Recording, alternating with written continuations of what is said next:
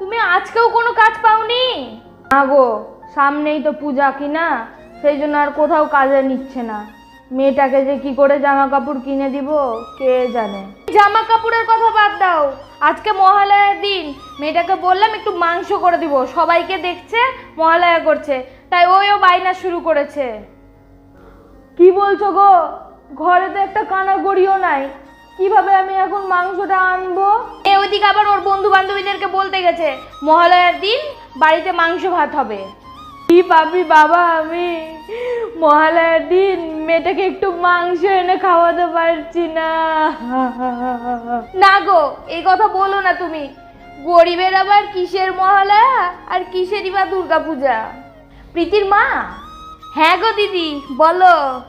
বলছি আজকে আমাদের ছাদে পিকনিক হবে, আর তোমার হাতের রান্না তো খুব সুন্দর, তাই জন্য তোমাকেই বলতে এলাম আমাদের পিকনিক